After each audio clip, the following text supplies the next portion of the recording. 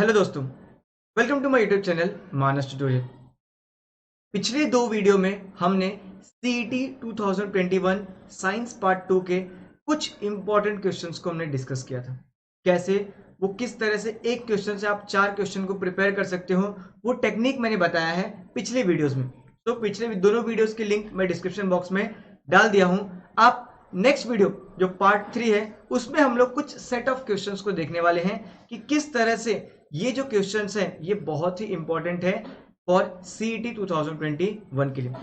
ये mainly chapter number 4 and 5 से related है। सो इस वीडियो में हम लोग इन्हीं 4 एंड 5 चैप्टर के बारे में डिस्कस करेंगे कि वो कौन कौन से क्वेश्चंस हैं जो इंपॉर्टेंट हैं। चलिए तो डिस्कस करते हैं फटाफट। पहला क्वेश्चन है, principle of electromagnetic induction was invented by scientist. वो कौन से साइंटिस्ट थे जिन्होंने इलेक्ट्रोमैग्नेटिक इंडक्शन को क्या किया था, इन्वेंट किया था। वो कौन से साइंटिस्ट थे जिन्होंने इसको इन्वेंट किया था? तो क्या वो ओहम थे, क्या वो माइकल फैराडे थे, क्या वो जूल थे, या वो न्यूटन थे? The answer is Michael Faraday, because Ohm's ने ओम्स लॉ दिया था जो कि रेजिस्टेंस के रिलेटेड था। हमने 9th में पढ़ा था कि ओम्स लॉ जो रेजिस्टेंस से कुछ रिलेटेड था।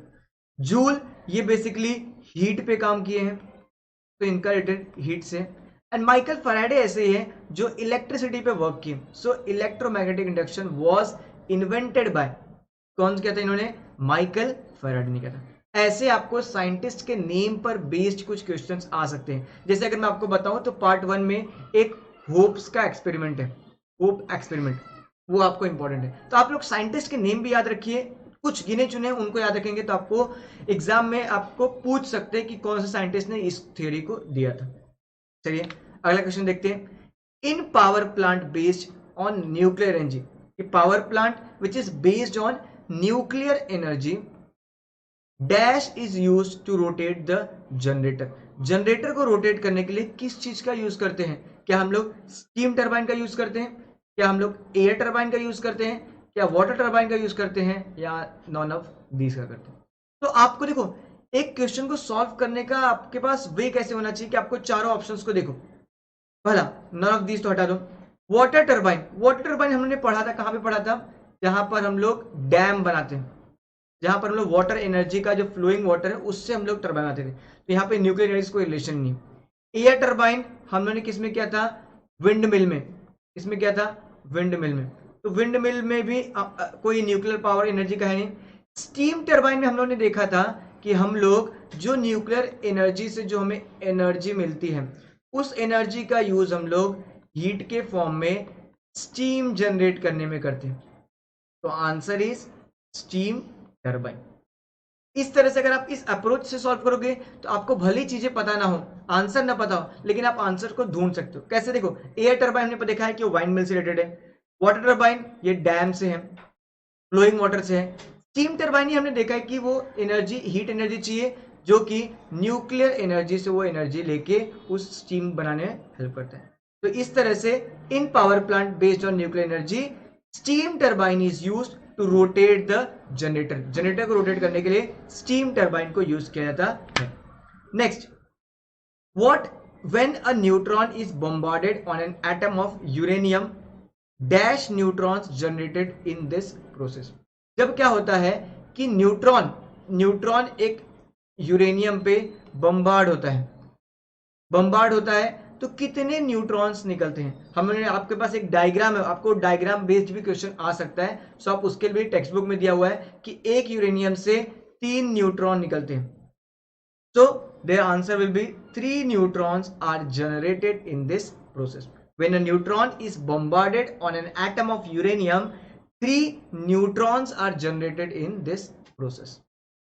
Next देखते हैं, kinetic energies in flowing water drives dash to generate electricity. एक flowing water है जिसके अंदर की जो काइनेटिक एनर्जी है वो क्या ड्राइव करती है टू जनरेट इलेक्ट्रिसिटी? क्या वो वाटर मिल चलाती है, क्या वो विंड मिल चलाती है, क्या वो टरबाइन चलाती है, क्या वो जनरेटर चलाते हैं? The answer is turbine. क्या होता है? इस काइनेटिक एनर्जी की वजह से टरबाइन घूमता है और टरबाइन से जनरेटर के थ्रू क्या होती है? इलेक्ट्रिसिटी प्रोड्यूस होती है। तो ये पूरा फ्लो है कि kinetic energy in flowing water drives turbine को, वो ड्राइव करता है, घुमाता है, जिससे जनरेटर से इलेक्ट्रिसिटी क्या होती है, जनरेट होती है। इस चैप्टर के आप एक देखोगे, आप इस पूरे चैप्टर में एक फ्लो चार्ट है। मैंने फ्लो चार्ट की वीडियोस भी मैंने बनाया है पीछे, आप मेरे चैनल पे जाके डिस्क्रिप्शन में इस चैप्टर का जब वीडियो देखोगे वहां पे मैंने हर एक फ्लो चार्ट को डिटेल में एक्सप्लेन किया। तो इस चैप्टर को आपको याद करने का तरीका बेसिक्स है कि आप सारे फ्लो चार्ट को ड्रॉ कर लो, एक बार खुद से ड्रॉ कर लोगे तो आपको चीजें पता चल जाएंगी। Yes, this turbine is used to generate electricity. Windmill में वहां पे क्या जनरेट होता है, जनरेटर कैसे काम करता है, वो सारी चीजें आपको चीजें पता चल जाएंगी। चलिए नेक्स्ट क्वेश्चन देखते हैं। Wind turbine with capacity of are commercial available. Commercial available wind turbine कितना अवेलेबल है, कितने कैपेसिटी का अवेलेबल है। अब देखिए ये फैक्चुअल क्वेश्चन है आपके पास। फैक्चुअल मतलब एक सीधा एक आपको पास, आप इसको कुछ सोच नहीं सकते, आपको पता होना चाहिए कि हाँ इतना लगता है। जैसे यहाँ पे 1 kilowatt to 1 megawatt, 1 kilowatt to 1 kilowatt to 7 megawatt, 1 kilowatt to 7 kilowatt, 1 kilowatt to 7000 watt, या 1 watt to 7 megawatt. The answer is 1 kilowatt to 7 megawatt. इतनी इलेक्ट्रिसिटी कमर्शियली अवेलेबल है थ्रू विंड टरबाइन। तो विंड टरबाइन इतना capacity का क्या करता है, energy produce कर पाता है, जो कि कमर्शियली अवेलेबल है मार्केट में। Next, solar photovoltaic cell convert the solar radiation energy directly into dash energy. क्या उसको इलेक्ट्रिकल एनर्जी में कन्वर्ट करता है, क्या पोटेंशियल एनर्जी में करता है, क्या काइनेटिक एनर्जी में करता है, या हीट में करता है। अब समझो मुझे इसके बारे में कुछ भी नहीं पता है, लेकिन यहां पर एक वर्ड दिया हुआ है, क्या दिया हुआ है, सोलार फोटो वोल्टाइक। अब देखो, फोटो मीन्स होता है लाइट एनर्जी, मीन्स रेडिएशन, और ये कन्वर्ट किस में कर रहा है इसको, वोल्टाइक मतलब वोल्टेज में, और वोल्टेज का रिलेशन किससे है, इलेक्ट्रिसिटी से। तो आपने देखो, आपको कुछ भी नहीं पता था, जस्ट आपने एक वर्ड को स्प्लिट किया, फोटोवोल्टाइक, फोटो मींस रेडिएशंस और लाइट, इसको कन्वर्ट करता है इनटू वोल्टेज में। वोल्टेज अल्टीमेटली रिलेटेड किससे है, इलेक्ट्रिसिटी से है। ऑप्शन इलेक्ट्रिकल एक ही है, तो answer will be electrical energy. Kinetic energy तो हो नहीं सकता, हीट एनर्जी हो सकता, पोटेंशियल एनर्जी हो नहीं सकता। तो solar photovoltaic cell directly convert the solar radiation energy direction into electrical energy को प्रोड्यूस करने के लिए। Next, a silicon solar cell of dimension 1 square centimetre, मतलब 1 स्क्वायर सेंटीमीटर का अगर एक सेल है, it generates the current amount, वो कितना करंट जनरेट करता है। अब ये भी फैक्चुअल बेस्ड है, आपको डायरेक्ट आंसर पता होना चाहिए। 50 milliampere, 30 milliampere, 50 ampere, 30 ampere. The answer is 30 milliampere. इतना वो एनर्जी प्रोड्यूस करता from single cell. Next, a silicon solar cells of dimension 1 square centimetre generates dash amount of potential difference. देखो पिछले slide में current था, कितना current generate करता है, the current will be 30 milliampere. जबकि यहां क्या पूछा है, पोटेंशियल डिफरेंस कितना प्रोड्यूस करता है। तो silicon solar cell of dimension 1 square centimetre, it generate 0.5 volt, 0.5 volt potential difference क्या करता है, वो जनरेट करता।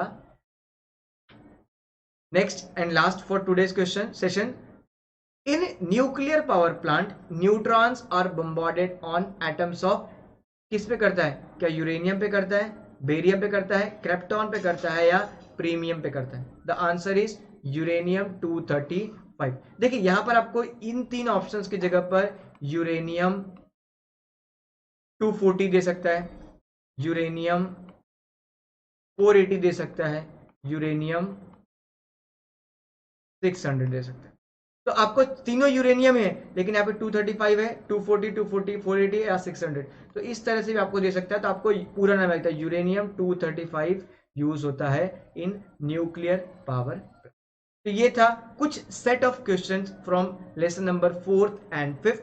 नेक्स्ट वीडियो में हम लोग 6th, 7th, 8th के बारे में देखेंगे कि किस तरह से उस चैप्टर से आपको क्वेश्चंस आ सकते हैं। तो मिलते हैं नेक्स्ट वीडियो में। अभी तक अगर आपने सब्सक्राइब नहीं किया है प्लीज सब्सक्राइब इट, जिससे कि जब मैं वीडियो अपलोड करूं आपको उसकी नोटिफिकेशंस मिलती रहे। मिलते हैं नेक्स्ट वीडियो में। Thank you.